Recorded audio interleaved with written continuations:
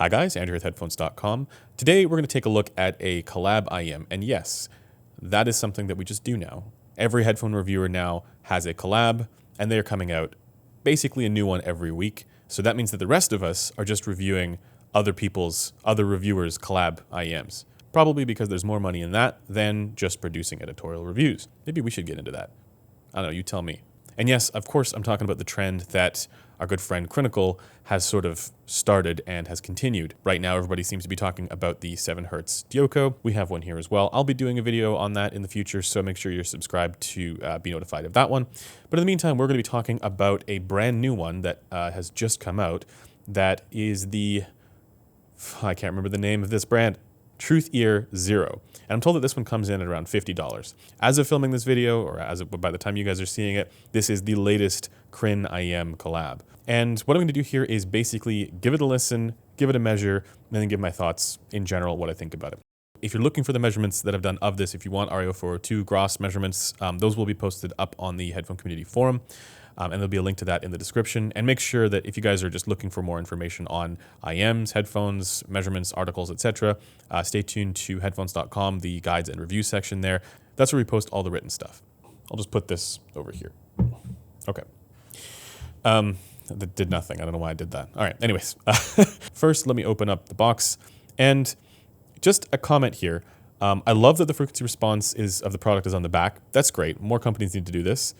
But I don't know, maybe it's just me, but it's like this trend of the anime girl, I don't get it. I know it's popular. I know they're doing this for a reason, I'm sure. I know there's channels out there that, you know, are all about this kind of stuff. I am not one of those people. So once again, frequency response in the back. This is taken on a B&K 4195. I love that they put the measurement on the back here, and they also indicate what the measurement was taken on. So it's not just like some random squiggly line that like nobody knows what to do with. This is fantastic. So let's open it up, get rid of that. And it says zero on here. See, this is the kind of branding that I like. Just put this on the front of the box. If your thing is awesome, I don't know if you need the anime girl to sell it. Maybe you do. Taking this out. So there's actually something in here. What is this? Install guide. Additional documentation that nobody's going to read. This is actually a nice leather case. Kind of odd. Like if you look at the way that this opens, right? But I'm sure this costs a lot less than to do like an actual case or box. Personally, I'm fine with it. This is a $50 IM, so you got to cut costs somewhere. And you get the cable in here, so nothing special here, but also totally fine. This is not, it doesn't keep its shape, which is a key thing for me. It's also very light. Is there a chin? There is. Okay, there's a little chin cinch thing. Great. And then 2-pin style connectors. I'm not gonna take all the tips out, but you get a whole bunch of tips in there. Let's take the IMs out. Oh, they're not too large, but that is a thick nozzle. Let's see how it does with the fit. It's also light, very light. 10mm plus 7.8mm dynamic drivers, and the diaphragm material is PU plus LCP composite diaphragm. I assume PU is rubber, something like that, for compliance reasons, maybe. Now, my process here is for these types of kind of first impressions videos is to listen first, listen to a series of tracks, and then do the measurements. I'm gonna go with the silicon tips. Multi-dynamic driver IEM, which is kind of cool. Just so you guys are aware, the key thing here with the frequency response, as is indicated on the box, it is actually like basically straight up Harmon for the tuning. And maybe that's why they sent it over. They're like, you know what? Andrew's a Harmon boy. Actually, technically, most people are Harmon people. This makes me think of like there's like a village somewhere where the Harmon people live. Everybody looks like Sean Olive. Just to clarify one quick thing about that, there's the over-ear Harmon Target and then there's the in-ear Harmon Target. Those are different from one another.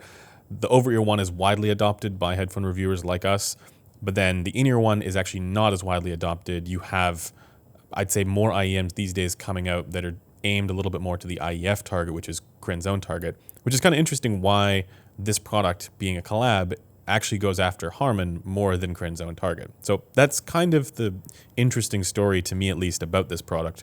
All right, let's just get into it. Just a quick commentary on the color and the styling. That's pretty cool. It sort of changes in the light. It goes from blue to purple when you do this. If it were me, of course, it would go from black to gray. And the fit is fine. It's very comfortable.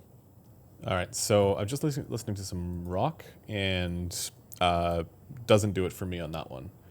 That was Hand Cannot Erase by Steven Wilson. It sounds weirdly bright, and this could just be a characteristic of the tuning, and maybe the way that my ear canal works with that. Because again, for me, I also find that most good IEMs, they're a little bit shouty for me personally, just based on the way that my ear canal works, and maybe this is also part of that. So let's keep going. I'm now listening to some vocal jazz, my kind of stuff. All right, so I don't know what's going on with the Harmon IEM Target. Like honestly, listening to this right now, there is no way that much bass is neutral. This is like bass boosted to a certain degree. I want to go with some more instrumental stuff now, something with pianos. That's a lot of bass. Jesus. So, okay. So I've listened to a few tracks now. Again, this is a first impression.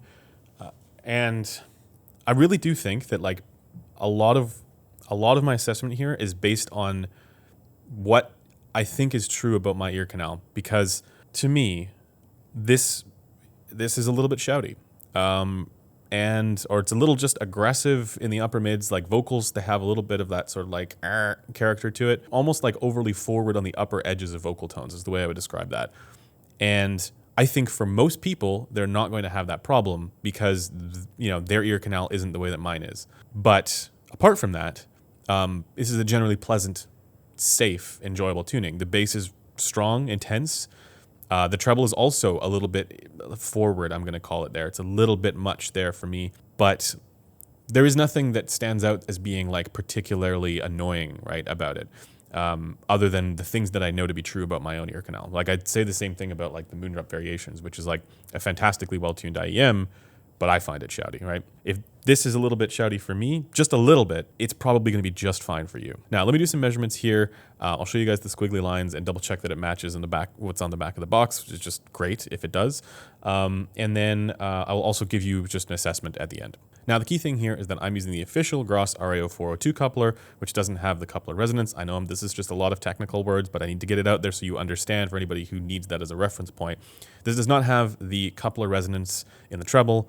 There is actually some damping there, so that region should look a little bit more subdued. So somewhere around 7-8K should look more subdued on this one than it does on any other measurements that are done on the 0045 equivalents or even some of the other rigs that you might see around. All right, let's take a look now.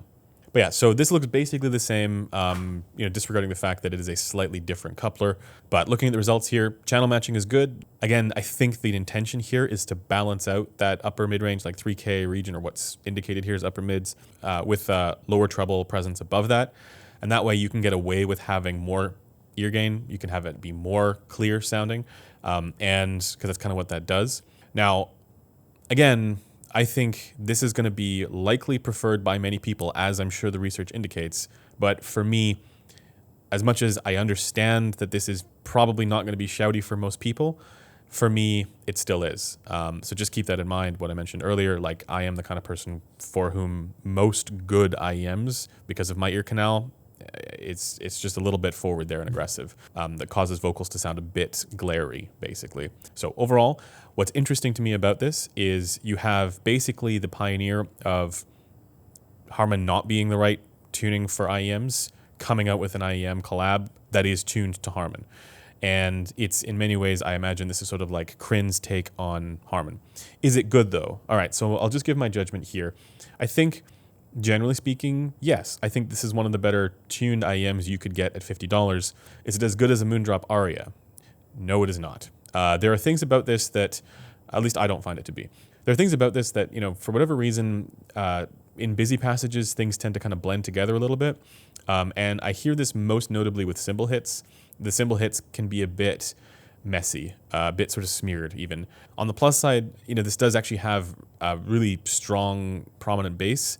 So if you like bass, if you want bass and clarity, let's call it, this does give you that. So it's a tuning win, even though I don't know if I would say that it is a technical marvel, but at $50, I have a hard time thinking that you could really ask for more. So I think that's sort of how I'm thinking about this at the moment. Again, this is a first impression, and maybe that'll change over time. If I spend more time with it and there's a reason to revisit it, I will. But at the moment, that's basically what I think about this. Anyways, that does it for me in this video. I hope to see you guys in the next one. Bye for now.